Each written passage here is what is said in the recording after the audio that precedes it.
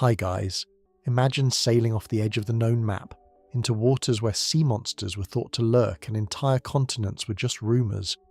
This is the unbelievable true story of Captain James Cook, a man born in a mud hut who rose to map more of the globe than any other human in history, facing down deadly scurvy, hostile encounters, and the crushing ice of the Antarctic.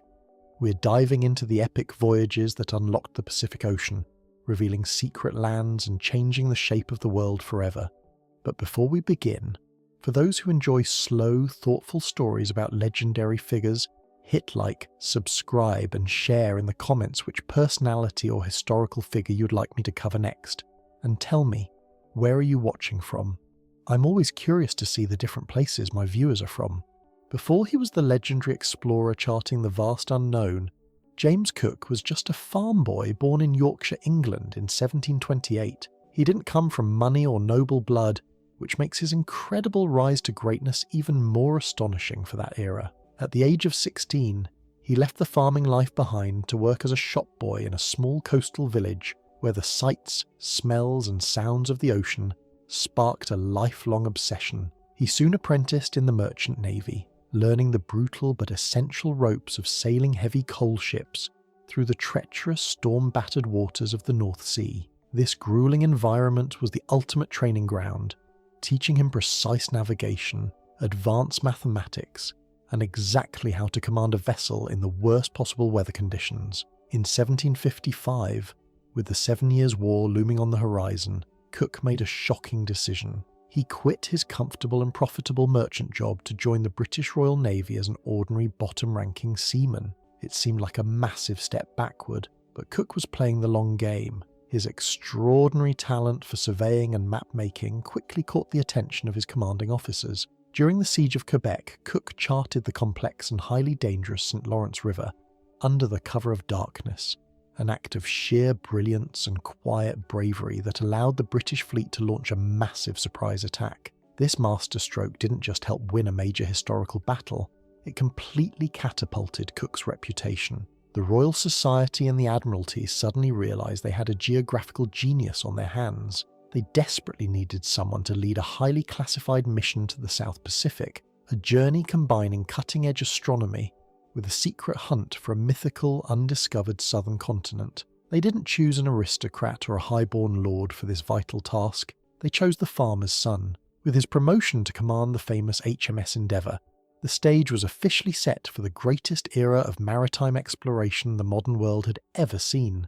In 1768, James Cook set sail on the HMS Endeavour, a sturdy former coal ship perfectly suited for the treacherous unknown waters ahead. The official, public reason for this massive undertaking was purely scientific and highly publicised across Europe. The Royal Society wanted Cook to sail to the newly discovered island of Tahiti to observe a rare astronomical event, the transit of Venus across the Sun. This observation was absolutely crucial because scientists back in Europe believed it would help them calculate the exact distance from the Earth to the Sun, a holy grail for 18th century navigation. For months, the Endeavour battled brutal ocean swells, navigating around the perilous Cape Horn at the very bottom of South America, before finally breaking into the vast expanse of the Pacific Ocean. When they arrived in Tahiti in 1769, the crew experienced a tropical paradise totally alien to their cold British upbringing. They spent months building an observatory,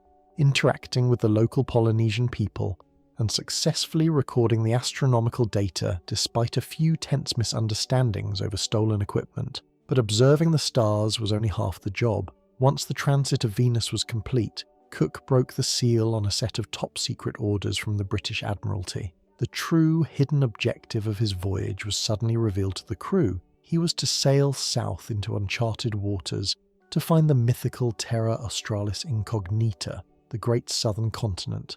At the time, leading geographical experts were absolutely convinced that a massive landmass had to exist at the bottom of the globe to balance out the weight of the continents in the northern hemisphere. Cook was tasked with finding this fabled land, claiming it for the British Crown, and opening up potentially massive new trade routes. With the secret out, the Endeavour pushed deeper into the South Pacific, leaving the warm breezes of Tahiti behind for an ocean that was completely blank on their maps.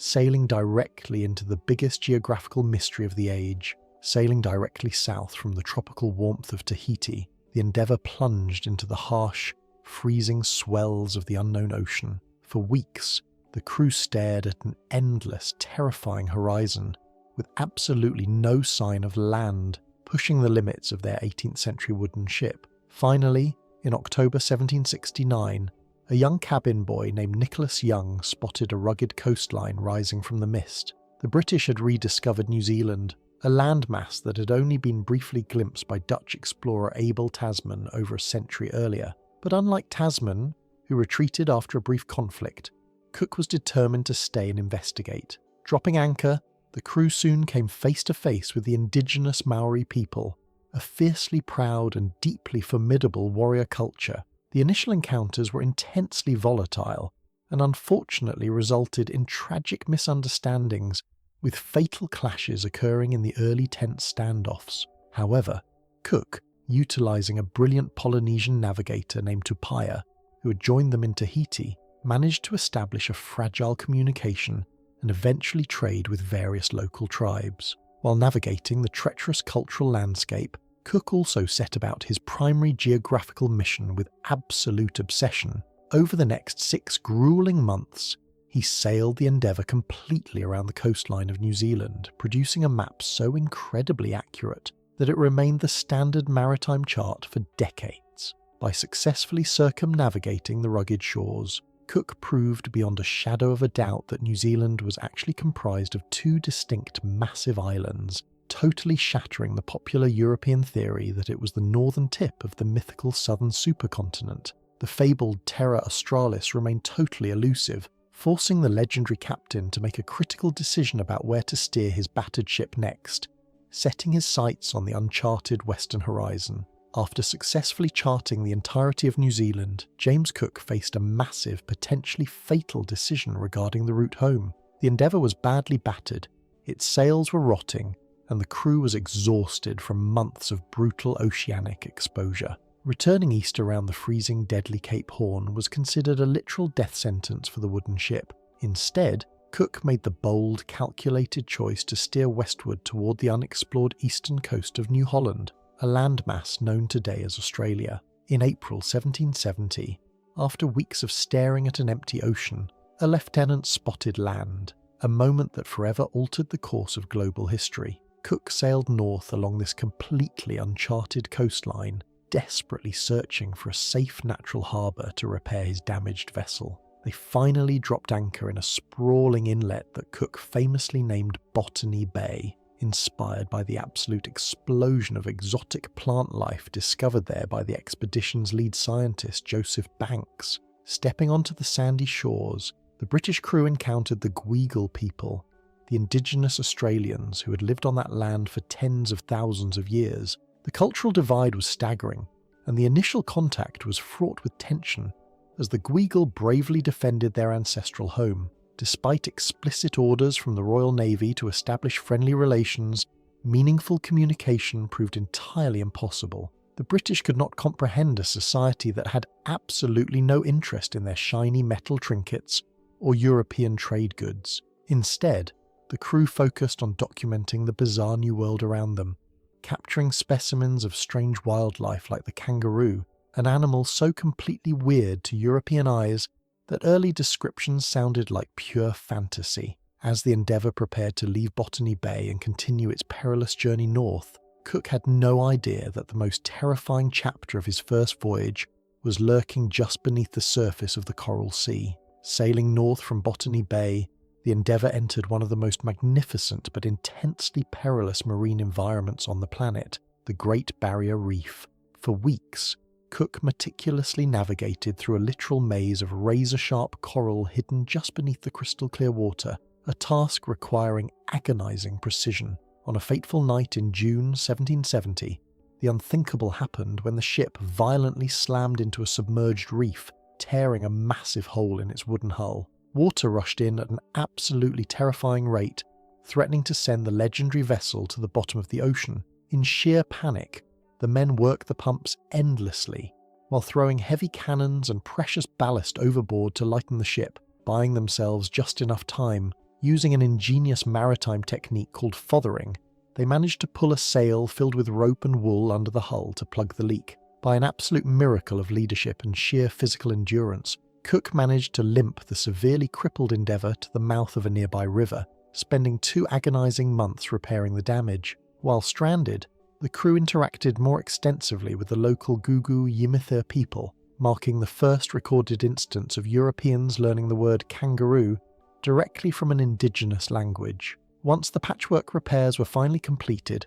Cook expertly navigated through the intensely dangerous Torres Strait, conclusively proving that Australia and New Guinea were entirely separate land masses. The battered ship finally limped back into English waters in July 1771, instantly transforming James Cook from a humble farmer's son into a celebrated national hero. His first incredible voyage mapped thousands of miles of completely unknown coastlines, yet the burning question of the massive southern supercontinent remained totally unanswered, guaranteeing his exploring days were far from over. Returning to British shores in 1771, Captain James Cook was an absolute sensation, but the most powerful geographers in Europe were still intensely unsatisfied. The stubborn belief in a massive, undiscovered southern supercontinent called Terra Australis Incognita remained a total obsession for the scientific elite. They argued that if Cook hadn't found it on his first epic journey, he simply hadn't sailed far enough into the freezing southern extremes. So, just 1 year later, in 1772, the British Admiralty commissioned an even more ambitious high-stakes expedition to settle the debate forever. This time, Cook was given command of 2 heavily modified ships, the HMS Resolution and the HMS Adventure, specifically reinforced to survive the brutal crushing pressure of polar ice. But the ultimate game-changer on this second voyage wasn't just the reinforced hulls, it was a highly classified piece of cutting-edge technology sitting quietly in the captain's cabin. Cook was entrusted with a flawless copy of John Harrison's revolutionary marine chronometer, an incredibly precise clock that finally allowed sailors to calculate their exact longitude at sea, essentially solving the biggest navigational nightmare in human history. Armed with this technological marvel, the fleet sailed directly into the terrifying icy abyss of the deep south. In January 1773, Cook achieved a monumental milestone that completely shattered the boundaries of exploration. His ships became the very first recorded human vessels to cross the Antarctic Circle, plunging into a nightmarish frozen wasteland where massive cathedral-sized icebergs threatened to smash their wooden hulls into splinters at any given moment. They were entirely alone at the bottom of the world, surrounded by endless freezing fog, testing the absolute limits of human endurance. Deep inside the Antarctic Circle, the sheer terror of the frozen ocean forced the HMS Resolution and the HMS Adventure into a desperate battle for survival against walls of solid ice. Cook pushed his ships to the absolute brink, dodging colossal icebergs that towered hundreds of feet into the foggy air.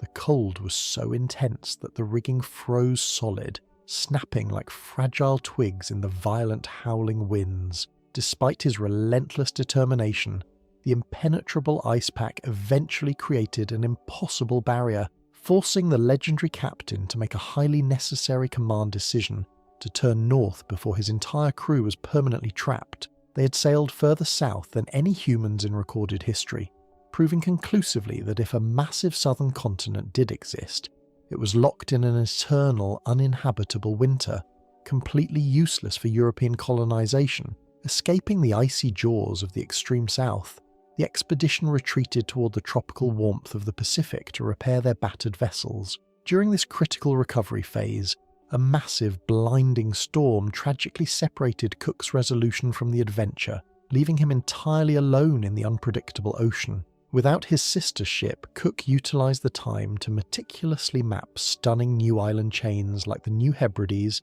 New Caledonia, and the remote Marquesas. A crucial factor in surviving these grueling voyages was Cook's absolute obsession with his crew's health, specifically his fanatical war against scurvy. He strictly required his men to consume massive quantities of unfamiliar foods like pickled cabbage, maltwort, and citrus syrup. This pioneering dietary regime was a monumental medical breakthrough, keeping his sailors healthy, while other fleets routinely succumbed to the devastating illness. By entirely preventing scurvy, Cook fundamentally changed the harsh reality of maritime exploration forever.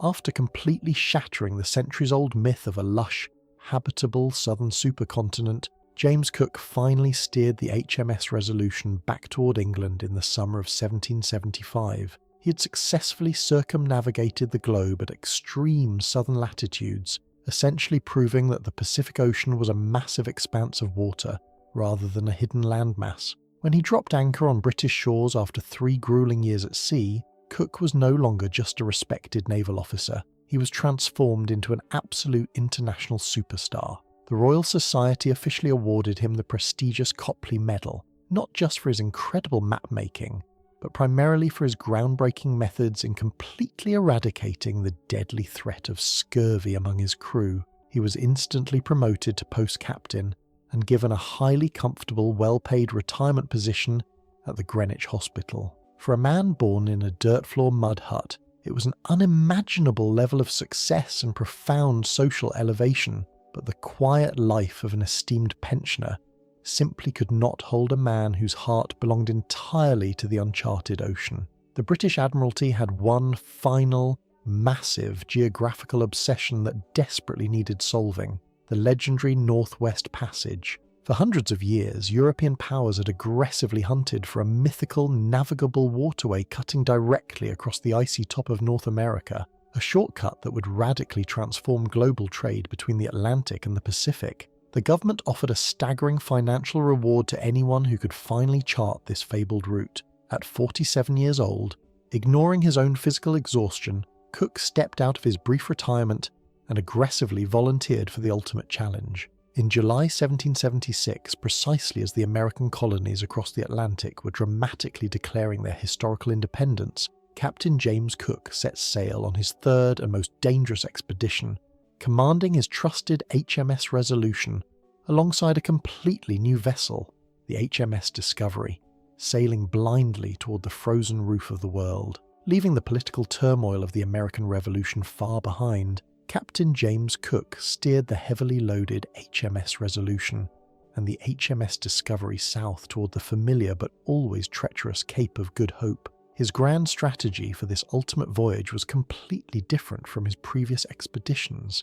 Instead of hunting for land in the freezing southern extremes, he needed to sail halfway around the globe just to position himself for an assault on the icy roof of North America. After grueling months of crossing the vast Indian Ocean and briefly stopping in New Zealand to gather vital supplies, the expedition sailed back into the tropical embrace of Tahiti. Here, Cook fulfilled a strict diplomatic promise by safely returning a young Polynesian man named Omai, who had travelled to England on the second voyage and become an absolute sensation in London high society. But the warm breezes of the Society Islands were just a temporary rest stop for a crew destined for the brutal Arctic Circle. In December 1777, Cook ordered his ships to sail due north into a massive expanse of the central Pacific Ocean that was entirely blank on every existing European map. For weeks they sailed through endless blue water, completely unaware that they were about to stumble upon one of the most isolated and spectacular landmasses on the entire planet.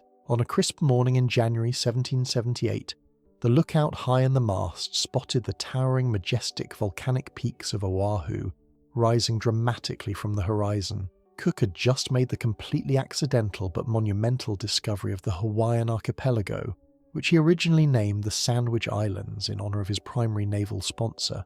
As the enormous wooden ship slowly approached the lush coastline of Kauai to drop anchor, the British sailors were absolutely stunned to see thousands of indigenous people gathering on the beaches, launching hundreds of beautifully crafted outrigger canoes into the surf. The momentous first contact between the ancient Polynesian culture of Hawaii and the modern European world was about to unfold, setting off a chain reaction of incredible events that would forever alter the destiny of the Pacific Ocean and the legendary explorer himself. The initial encounter on the sunny shores of Kauai was astonishingly peaceful and profoundly fascinating for both the British sailors and the native Hawaiians.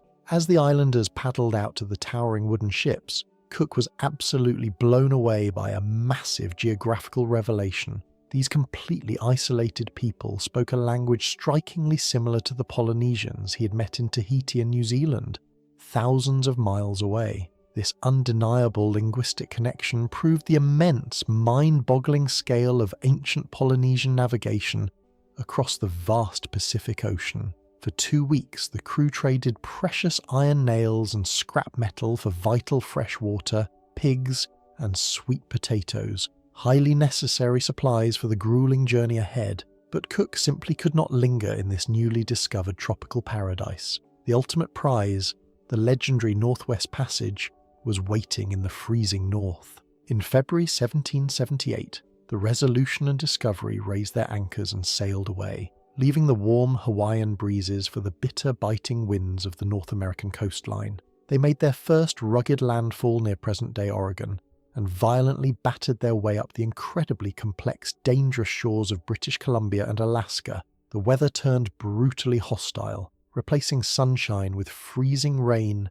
and blinding sleet. Dropping anchor in Nootka Sound to frantically repair their storm-damaged masts, the crew encountered the indigenous Nusha-Nulth people, engaging in a highly lucrative sea otter fur trade that would eventually spark a massive global commercial boom. But Cook was desperately racing against the notoriously short Arctic summer. He pushed his ships relentlessly north, meticulously charting the jagged, uncharted Alaskan coastline, constantly searching for a massive inlet that would magically open eastward to the Atlantic. He expertly navigated the treacherous Aleutian Islands and finally sailed directly through the Bering Strait, the narrow, freezing maritime choke point separating North America from the immense landmass of Russia. But right there, the true unforgiving horror of the Arctic environment fully revealed itself. In August 1778, the entire expedition violently slammed into an impenetrable, towering wall of solid sea ice that completely blocked their path. This frozen, deadly barrier stretched endlessly across the northern horizon, absolutely crushing the centuries-old European dream of a navigable northern shortcut and forcing the exhausted captain into a devastating retreat. Hitting the impenetrable wall of Arctic ice in the late summer of 1778 was a crushing psychological blow for Captain James Cook and his absolutely exhausted crew. The legendary explorer had essentially mapped the entire northwestern coastline of North America in a single, grueling season, proving beyond a shadow of a doubt that no easy navigable waterway existed below the frozen Arctic Circle. With the brutal winter rapidly approaching and the deadly pack ice threatening to completely crush the wooden hulls of the Resolution and Discovery, Cook was forced to make a highly agonizing retreat southward. As they carefully navigated back through the treacherous Bering Strait, charting portions of the remote Russian Chukchi Peninsula along the way,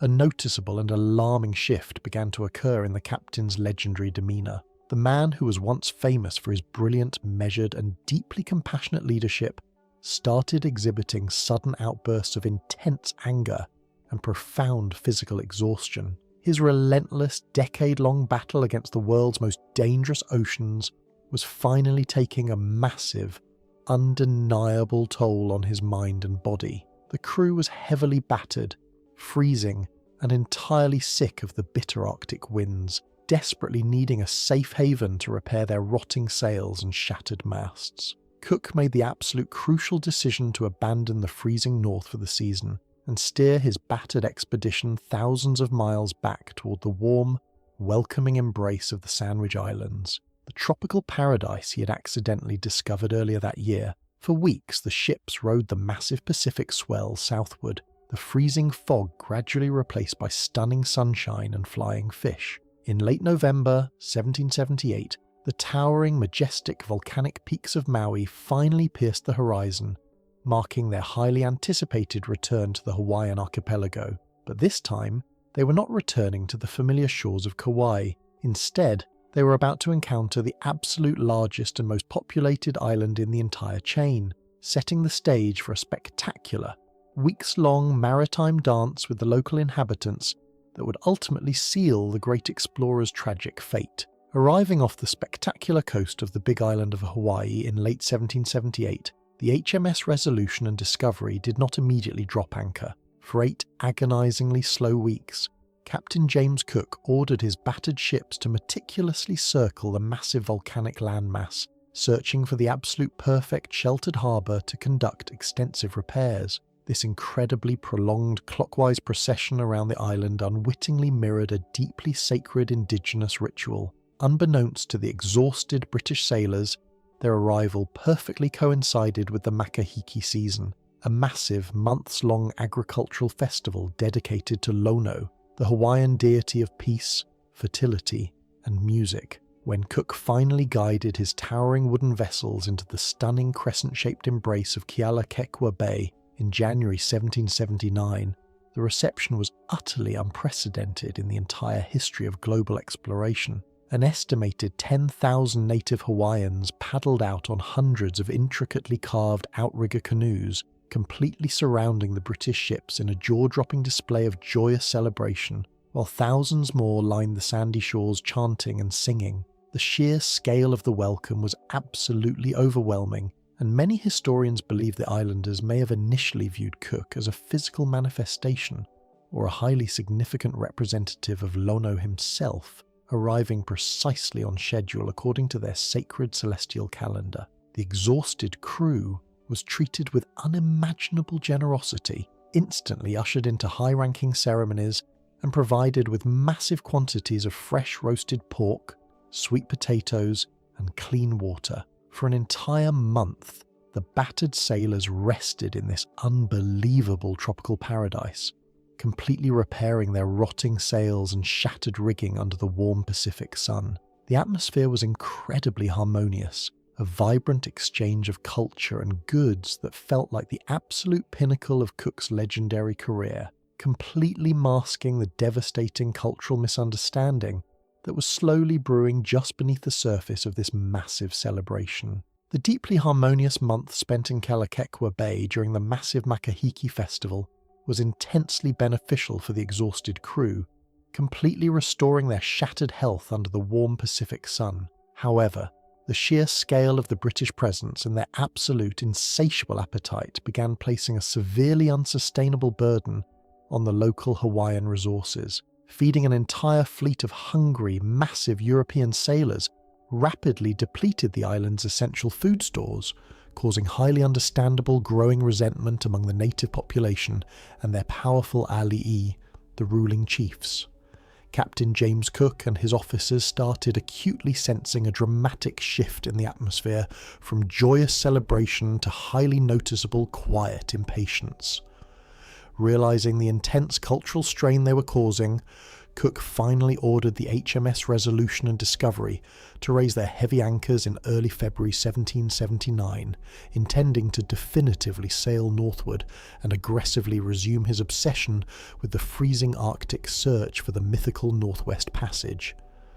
The dramatic departure was met with profound relief from the massive crowds lining the shores, but this highly necessary exit was utterly shattered by a totally unexpected, catastrophic event just days later.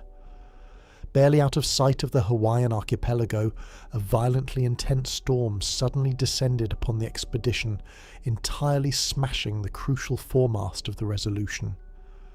Without a functioning mast, the towering wooden ship was completely crippled, totally incapable of surviving the brutal, freezing gales of the North Pacific. Cook was entirely forced into a profoundly agonizing, desperate command decision to humiliatingly limp back to the very same Kealakekua Bay he had just departed to conduct emergency, massive repairs. This absolutely crucial return to the island perfectly coincided with the abrupt, highly significant end of the peaceful Makahiki season, instantly dropping the British sailors directly into an intensely rigid, completely transformed cultural landscape governed by Ku, the fierce Hawaiian deity of war. The welcoming smiles were instantly replaced by heavily armed warriors, and the beach was suddenly lined with stones instead of massive feasts, completely resetting the volatile stage for the final devastating chapter of the legendary explorer's life. Limping back into Kealakekua Bay with a shattered foremast in mid-February 1779, the atmosphere greeting the HMS Resolution and Discovery was chillingly different from the massive, joyous celebration they had experienced just weeks prior. The bay was entirely empty of canoes, and the shores were eerily quiet, completely devoid of the chanting crowds that had previously welcomed them as honoured guests or celestial beings. The local Hawaiian population, deeply immersed in the strict sacred rituals of the war god Ku, were visibly frustrated and highly suspicious of the sudden, uninvited return of the massive wooden ships that had already drained their critical food supplies. Tensions escalated incredibly quickly as the British sailors aggressively set up a heavily armed camp on the beach to frantically repair the enormous damaged mast under the blistering sun. Minor thefts of precious iron tools and crucial ship equipment skyrocketed, culminating in a highly brazen, completely unacceptable nighttime raid where a group of islanders successfully stole a small cutter boat directly from the HMS Discovery. For Captain James Cook, a man whose entire career was built on absolute order and strict naval discipline, this theft was the ultimate unforgivable insult and a severe threat to his command. Suffering from severe physical exhaustion and clearly displaying highly unusual, incredibly poor judgment, Cook made a completely fateful, disastrous decision that would permanently alter history. Instead of using his legendary diplomatic skills to de-escalate the explosive situation, he heavily armed himself and a small detachment of Royal Marines, aggressively marching directly into the nearby village of Kawaloa. His incredibly risky, highly aggressive plan was absolutely shocking. He intended to kidnap the high-ranking Hawaiian monarch, Kalaniʻōpuʻu, and hold the powerful chief entirely hostage aboard the Resolution until the stolen cutter was safely returned. This completely unprecedented, deeply offensive strategy demonstrated a profound misunderstanding of the intense reverence the islanders held for their ruling alii, instantly lighting the fuse on a massive cultural powder keg that was entirely ready to explode on the rocky shores of the bay. On the fateful morning of February 14th, 1779, Captain James Cook marched through the surf onto the rocky shores of Kawaloa with a small detachment of heavily armed Royal Marines, completely unaware that he was stepping directly into a highly perilous trap of his own making. The atmosphere in the village was intensely thick with suspicion as the legendary explorer boldly navigated through the crowd to the royal enclosure of Kalaniʻōpuʻu. Initially, the aging High Chief, seemingly unaware of the stolen cutter boat and respecting the previously established peaceful relationship, surprisingly agreed to accompany the British commander back to the HMS Resolution to resolve the escalating conflict. However, as the highly unusual procession made its way toward the waiting boats, the situation rapidly spiraled entirely out of control. Two of the monarch's highest-ranking wives, along with several fiercely loyal lesser chiefs, suddenly recognized the immense, unprecedented danger of their ruler being taken aboard a heavily fortified foreign warship. They physically intervened, aggressively pleading with Kalaniʻōpuʻu to stop and forcing him to sit down right on the volcanic rock, utterly refusing to let him take another step toward the water. Within mere minutes, an absolutely massive, highly agitated crowd of thousands of native Hawaiians rapidly converged on the beach, heavily arming themselves with iron daggers, wooden clubs, and smooth sling stones. The sheer, overwhelming numbers instantly surrounded the tiny group of British Marines, pressing incredibly close in a terrifying display of raw defensive power.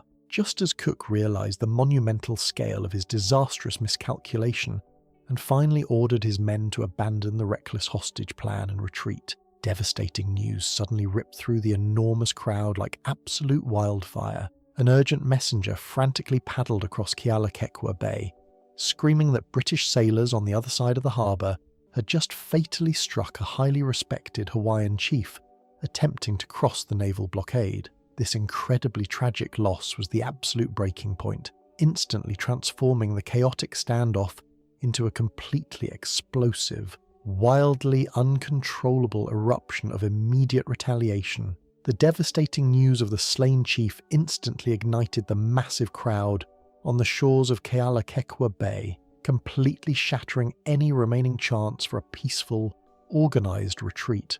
Thousands of heavily armed native Hawaiian warriors, fiercely protective of their monarch and deeply enraged by the fatal British aggression across the harbour, surged forward with terrifying momentum, Captain James Cook, suddenly realizing the catastrophic scale of his diplomatic failure, finally released the High Chief Kalaniʻōpuʻu and desperately shouted orders for his drastically outnumbered Royal Marines to fall back to the waiting boats. But the sheer noise of the crashing surf and the deafening roar of the agitated crowd made communication utterly impossible. In the chaotic, swirling confusion, a Hawaiian warrior aggressively lunged at Cook with a weapon, prompting the legendary explorer to instinctively fire his double-barreled musket. He discharged a warning blast of small shot, but the tiny pellets harmlessly bounced off the warrior's thick woven protective mat, instantly emboldening the enormous crowd who suddenly realised the devastating European fire sticks were not entirely invincible. A massive volley of heavy, smooth stones suddenly rained down on the retreating British sailors,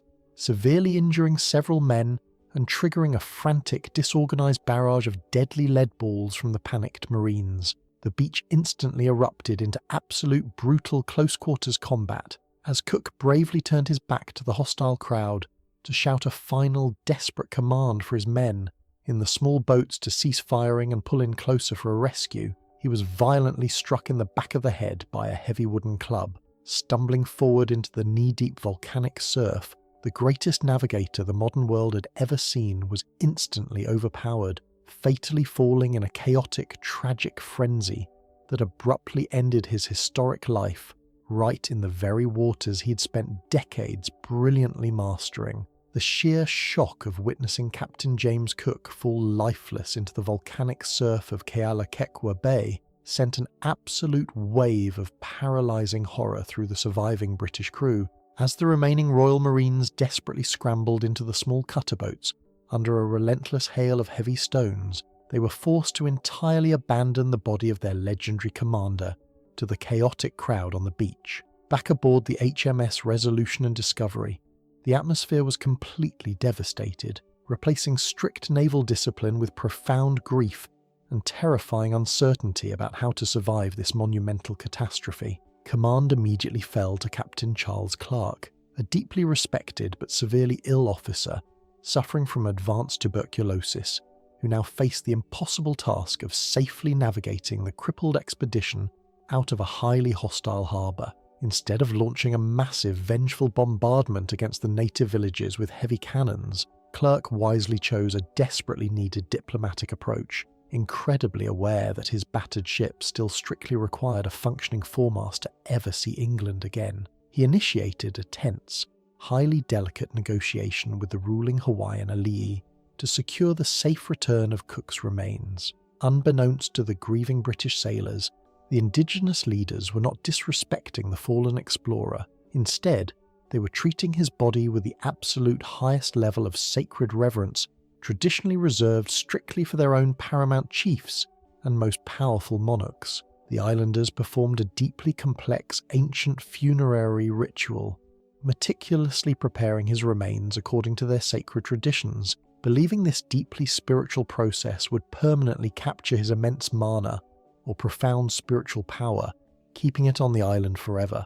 When Clark finally managed to peacefully secure a portion of these heavily guarded remains a few days later, the stark cultural divide between the European mourning process and the Hawaiian spiritual reverence was completely laid bare, leaving the traumatized crew to conduct a somber, deeply emotional burial at sea in the very bay that had just claimed the greatest mapmaker in human history. Following the incredibly somber and deeply emotional burial at sea in Kealakekua Bay, the heavily traumatized crew of the HMS Resolution and Discovery faced an absolutely daunting reality. They were thousands of miles from home, surrounded by a highly tense environment, and entirely devoid of the legendary commander who had flawlessly guided them through the world's most dangerous oceans for over a decade. Captain Charles Clark, despite suffering from a rapidly advancing and severely debilitating illness, officially assumed full command of the shattered expedition. With remarkable resilience and strict naval discipline,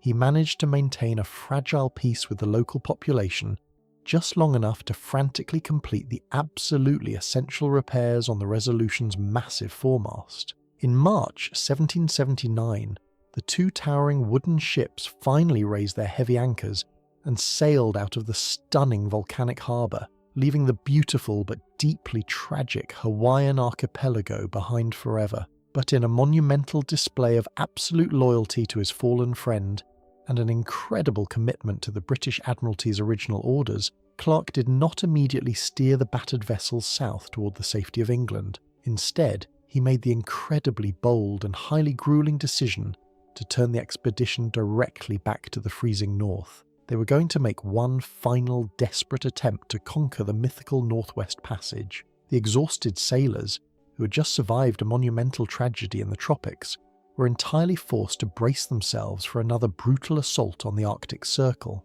Navigating back through the treacherous Bering Strait, they aggressively pushed further north than Cook had managed the previous year, bravely battling blinding sleet, towering icebergs and freezing gales. However, the exact same impenetrable, devastating wall of solid sea ice eventually blocked their path once again, completely crushing any lingering hopes of finding a navigable waterway to the Atlantic. The unforgiving Arctic environment proved entirely unconquerable, and the extreme freezing conditions severely accelerated Captain Clark's illness, leading to his deeply saddening passing just off the remote rocky coast of Kamchatka in August 1779, leaving the legendary expedition entirely without its top two commanding officers. Following the deeply saddening passing of Captain Charles Clerke in the freezing waters off the Kamchatka Peninsula, the heavily battered expedition faced an absolutely massive crisis of leadership. Command of the towering HMS Resolution officially fell to Lieutenant John Gore,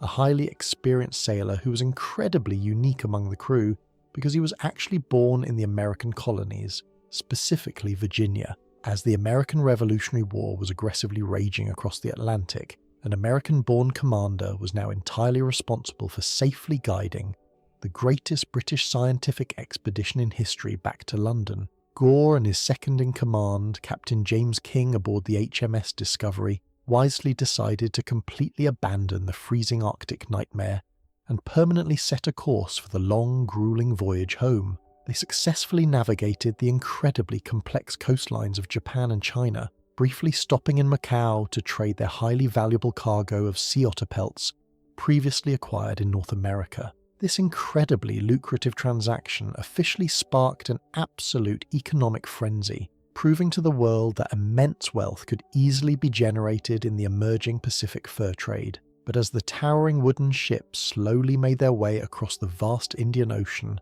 and around the treacherous tip of Africa, incredible news of the monumental tragedy in Hawaii was already travelling much faster than the vessels themselves. Through a complex network of Russian overland couriers, the shocking update of Captain James Cook's tragic fate reached European shores months before his actual ships returned. The international reaction was utterly unprecedented, completely transcending the bitter global conflicts of the era. The towering legacy of the legendary mapmaker was so universally respected that even sworn enemies of the British Crown, including the French and Spanish navies, issued strict official orders to entirely guarantee the safe passage of the Resolution and Discovery. Even the legendary American founding father Benjamin Franklin, stationed in Paris during the intense revolutionary conflict, explicitly instructed all colonial warships to absolutely never engage or harass the returning expedition, treating the scientific vessels with the highest possible level of global diplomatic immunity. When the heavily weathered HMS Resolution and Discovery finally limped back into the familiar waters of the River Thames in October 1780, the extraordinary journey of Captain James Cook officially came to a bittersweet and highly emotional end. The surviving crew members had been away from British shores for over 4 grueling years, entirely completing one of the most magnificent and devastating maritime expeditions in human history. Although the legendary commander did not return to witness his absolute triumph, his towering legacy had already completely transformed the modern world. The humble farmer's son from a dirt-floor mud hut had successfully mapped more of the globe than any other single person before or since, entirely rewriting the geographical understanding of the planet. He completely shattered the persistent ancient myth of a habitable southern supercontinent, essentially discovered the stunning Hawaiian archipelago for the Western world, intricately charted the massive, jagged coastlines of New Zealand and Australia, and violently pushed the absolute limits of human endurance deep into the freezing, impenetrable ice of both the Antarctic and Arctic circles. But his most profound and lasting contribution wasn't just drawing brilliant lines on a blank map, it was his absolutely fanatical, revolutionary dedication to the health and survival of his crew. By entirely eradicating the devastating threat of scurvy through a strict, highly innovative dietary regime, Cook fundamentally proved that sailors could safely survive unimaginably long voyages across the deepest oceans. Today, his incredible name is permanently etched into mountains, straits, craters on the moon, and countless monuments around the globe. The unbelievable story of James Cook remains the absolute ultimate testament to the raw power of human curiosity, reminding us forever of the magnificent courage required to bravely sail entirely off the edge of the known map and directly into the vast, beautiful, and sometimes deeply unforgiving unknown.